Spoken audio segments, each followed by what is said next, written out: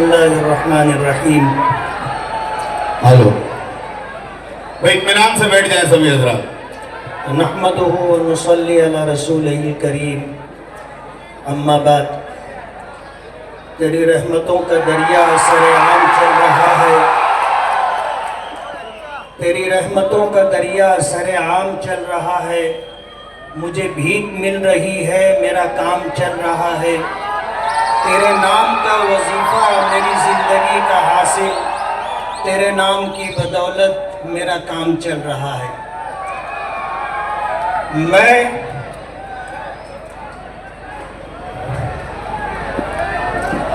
اپنے پروردگار کا شکر گزار ہوں کہ اس نے مجھے ایک نئی زندگی دی. آج سے 2-4 دن پہلے مجھ پر جو حالات گزرے،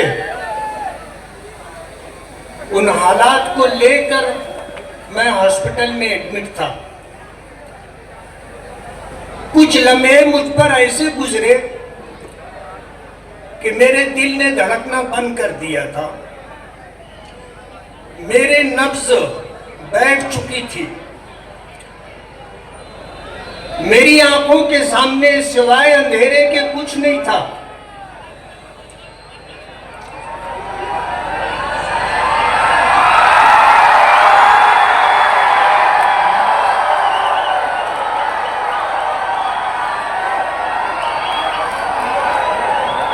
بھئی ہمارے اپنے بیچ ہمارا مان، ہمارا سمان، ملک میں اقلیتوں کی مضبوط آواز اسد الدین اویسی یہاں تشریف لائے. دیکھو دیکھو کون آیا، دیکھو دیکھو کون آیا. آل انڈیا مجلس اتحاد المسلمین، آل انڈیا مجلس اتحاد المسلمین، آل انڈیا مجلس اتحاد المسلمین. دیکھو دیکھو کون آیا.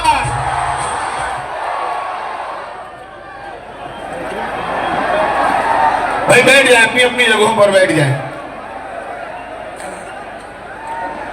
مرنا تو سب کو ہے،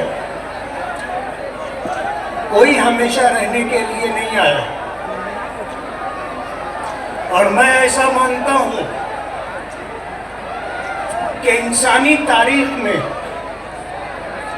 اگر موت کا سب سے زیادہ دردناک واقعہ اگر پیش آیا ہے تو وہ ہمارے آقا جناب رسول اللہ صلی اللہ علیہ وسلم کی والدہ ماجدہ حضرت آمنہ کا تھا. تاریخ جاننے والے اور پڑھنے والے اس بات کو جانتے ہیں کہ ہمارے آقا کی عمر 5 سال 6 سال کی تھی.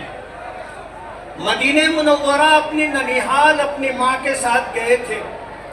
مدینے سے مکہ واپسی ہو رہی تھی. 2 دن 2 رات کا راستہ طے ہوا تھا اور حضرت آمنہ رضی اللہ تعالی عنہ جن کی عمر 25 سال کی تھی، راستے میں ہارٹ اٹیک کا واقعہ پیش آتا ہے. ساتھ میں ہمارے آقا تھے جن کی عمر 6 سال کی تھی، اور ساتھ میں ایک باندی تھی ام ایمن رضی اللہ تعالی عنہ، اور کوئی تیسرا مرد ساتھ میں نہیں تھا. ہارٹ اٹیک آیا. تکلیف کی جو شدت تھی تو حضرت آمنہ کی زبان مبارک سے جو بات نکلی تھی وہ یہ تھی کہ ہر زندہ کو مرنا ہے اور ہر جوان کی جوانی ڈھلنی ہے. لیکن مجھے ایسا لگتا ہے کہ میری موت جوانی میں ہی آ جائے گی اور حضرت آمنہ کا انتقال ہو گیا. جن لوگوں نے دیکھا ہے مدینہ منورہ سے مقام ابوا جا کر کے ہمارے آقا کی عمر 6 سال، حضرت آمنہ کی قبر وہی بنائی گئی. ایک پہاڑی تھی جو تھوڑا ہموار تھی، وہاں پر حضرت آمنہ کا جسم رکھا گیا. اور پتھروں سے ڈھانپ دیا گیا۔ ام ایمن ہمارے آقا کو لے کر کے چلنے لگی۔ ہمارے آقا نے ہاتھ چھوڑایا، واپس جا کر پھر اسی ٹیلے پر چڑھ گئے۔ ام ایمن واپس آئی تو دیکھا کہ حضور اپنی ماں کی قبر کے اوپر لیٹے ہوئے، 6 سال کی عمر تھی۔ وہ زمانہ جب آپ ماں کے پیٹ میں تھے، باپ کا انتقال ہو گیا تھا۔ پھر یہ زمانہ کہ 6 سال کی عمر ہوئی، ماں کا سایہ بھی سر سے اٹھ گیا۔ ہارٹ اٹیک اس وقت بھی آتا تھا، لیکن اس وقت لوگوں کو اس بات کا پتہ نہیں تھا۔ مجھے ہارٹ اٹیک آیا 1 2 3، اور مجھ پر یہ لمحات گزرے کہ میرے دل کی حرکت بند ہو چکی تھی، نبض بیٹھ چکی تھی۔ ایسے حالات میں کتنا وقت گزرا مجھے پتا نہیں۔ مجھے ایسا محسوس ہو رہا تھا جیسے خواب میں آدمی کچھ دیکھتا ہے کہ کچھ لوگ میرے ساتھ زور زبردستی کر رہے ہیں، ایسا مجھے محسوس ہو رہا تھا۔ تو میں بھی ان کے ساتھ مقابلہ آرائی کرنے کی کوشش کر رہا تھا۔ مجھے اچانک ایسا احساس ہوا کہ جیسے میرے اوپر کچھ لوگ سوار ہیں۔ اچانک میری آنکھ کھلی تو میں نے دیکھا کہ کچھ لوگ مجھے دبائے ہوئے ہیں۔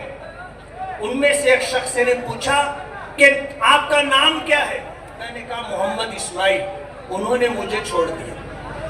اللہ نے مجھے نئی زندگی دی، اور مجھے لوگوں نے بتایا کہ جب میرے ساتھ یہ حادثہ، بیماری کے یہ معاملات پیش آئے تو لوگوں نے خوشیاں منائی، لوگوں نے مٹھائیاں تقسیم کی، لوگوں نے ایک دوسرے کو مبارکباد دی۔ انسانیت نام کی بھی کوئی چیز ہوتی ہے۔ آپ بھی کسی کے بیٹے ہو، آپ بھی کسی کے شوہر ہو، آپ بھی کسی کے بھائی ہو، آپ بھی کسی بیٹی اور کسی بیٹے کے باپ ہو۔ کیا کسی کے اس طرح معاملات پر خوشیاں منائی جا سکتی ہیں؟ شاید میرے پروردگار کو مجھ پر رحم آ گیا، اور میرے مخالفین کی یہ خوشیاں میرے پروردگار کو بھی پسند نہیں آئی۔ اللہ نے مجھے پھر سے زندگی دے دی۔ اور آپ کو پتا ہے، جب ایک اچھا بیٹسمین ایک چانس اس کو اگر مل جاتا ہے تو وہ سینچری مارتا ہے۔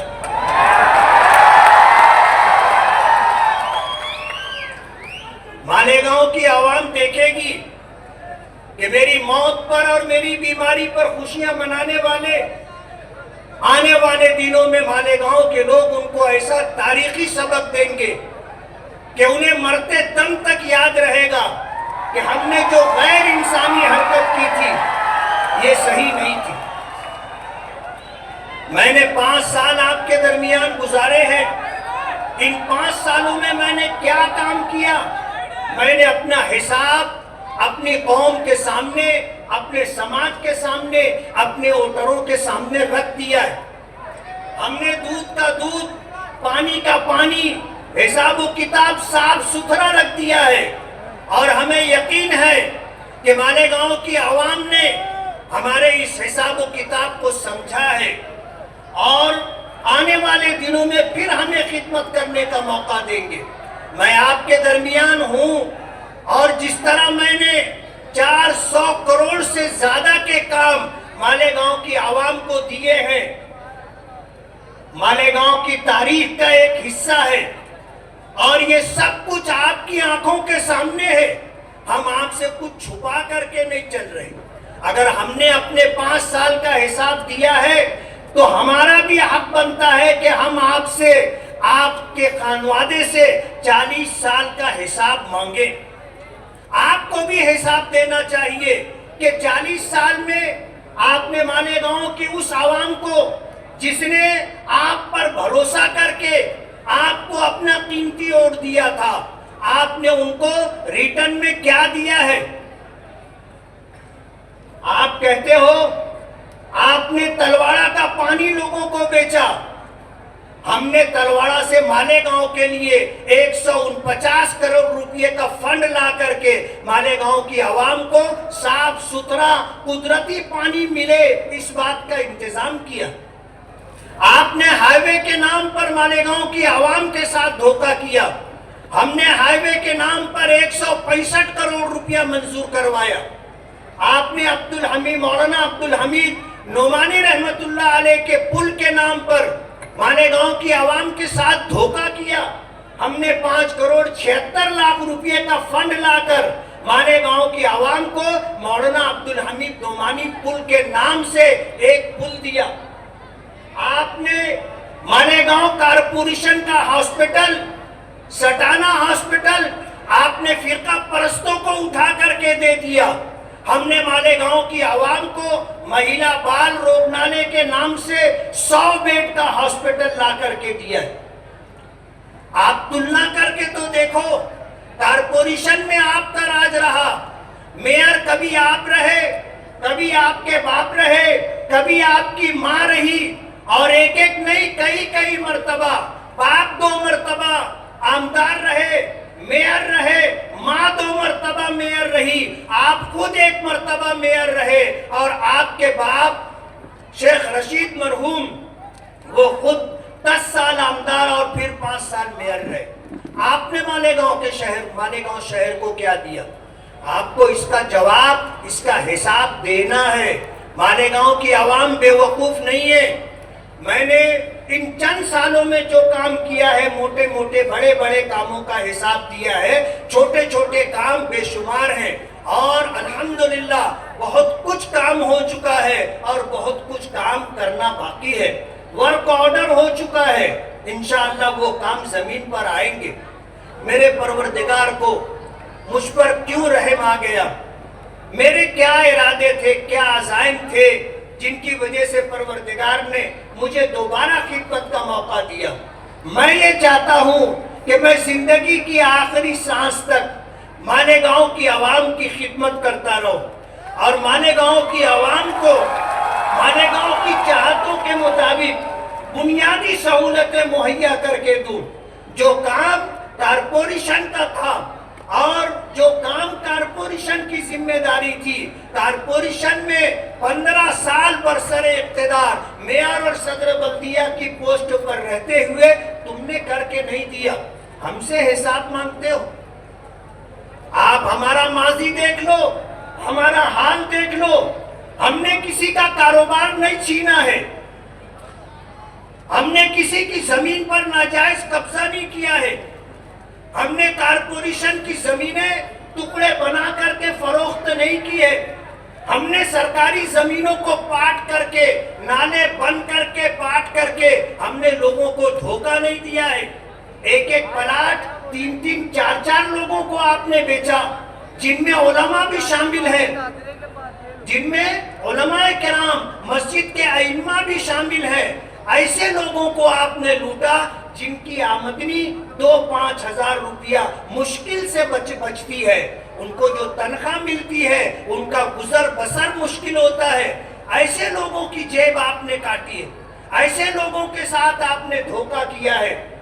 ہم نے اگر کسی کو اس کی توقع کے مطابق نہیں دے سکے اور جیسا وہ چاہتے تھے ہم اگر ان کا کام نہیں کر سکے, لیکن ہم اس بات کی آپ کو ضمانت اور گارنٹی دیتے ہیں کہ ہم نے کسی کا گلا نہیں کاٹا, کسی کا جیب نہیں کاٹا, کسی کی زمین پر قبضہ نہیں کیا, کسی کا کاروبار نہیں ہتھیایا, کسی کاروباری سے ہم نے ہفتہ نہیں لیا.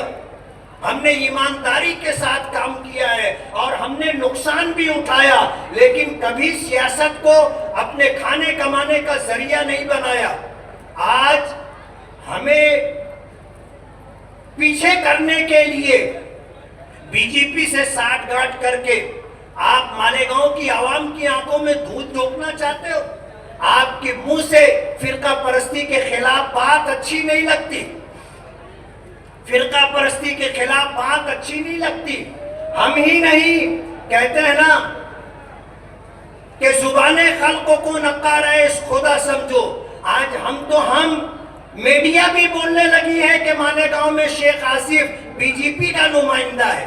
اے بی پی کی ماجا جو ہے وہ بھی اس بات کو ڈکلیئر کر چکا کہ یہاں پر جو نمائندہ ہے وہ اجیت دادا پوار کا ہے, یہ چن کر کے جائے گا تو بی جے پی کے ساتھ بیٹھے گا. راستہ انہوں نے ڈھونڈ کے نکالا آزاد امیدواری کا, اور پھر پارٹی لے کر کے آئے اسلام نام کی پارٹی. لوگوں کو دھوکہ دے رہے ہیں کہ وہ جھنڈا بھی گھر میں رکھ لو اور ڈنڈا بھی گھر میں رکھ لو, لیکن اندر کی بات باہر آ جاتی ہے. کہیں نہ کہیں وہ اسلام کا حوالہ دے رہے ہیں. اسلام کے نام پر الیکشن لڑنا اور ہار جانے کا مطلب یہ ہے کہ اسلام ہار گیا. کم سے کم آپ اپنی حیثیت دیکھو اور اسلام کا مقام دیکھو. جس طرح کی حرکت ہو رہی ہے مالیگاؤں کی عوام اچھی طرح سمجھ رہی ہے. بی جے پی آپ کو سپورٹ کر رہی ہے اور آپ سائیکل کو سپورٹ کر رہے ہیں, اور کوشش یہ کر رہے ہیں کہ کسی بھی طرح سے اس طرح کا معاملہ پیش آئے کہ بی جے پی کو یہاں سے طاقت ملے. مالیگاؤں کی عوام نے پارلیمنٹ الیکشن میں جس طرح ملک کی تاریخ بنائی ہے کہ یہاں بی جے پی کے امیدوار کو 4527 ووٹ ملتی ہے, اور اسی کانسٹیٹوئنسی مالیگاؤں سینٹرل سے سیکولر امیدوار کو 2 لاکھ ووٹ ملتی ہے. اس کا بدلہ لینے کے لیے آر ایس ایس اور بی جے پی کے لوگوں نے پورے ملک کو سامنے رکھ کر کے ایک لسٹ بنائی کہ کہاں کس کو شکست دینا ہے. اس لسٹ میں مالیگاؤں سینٹرل سے میرا نام بھی ہے. آج آر ایس ایس چاہتی ہے اور بی جے پی چاہتی ہے کہ مالیگاؤں سے میری شکست ہو, اور شیخ آصف جو بی جے پی کا نمائندہ ہے, در پردہ نمائندگی کر رہا ہے, اس کو فتح حاصل ہو.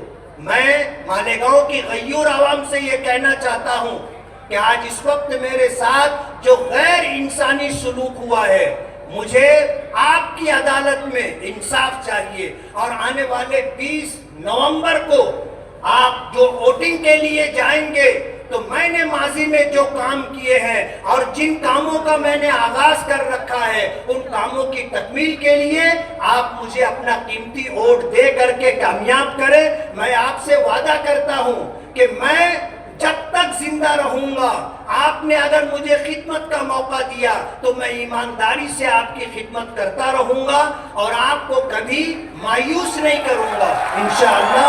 وآخر دعوانا ان الحمدللہ رب العالمین.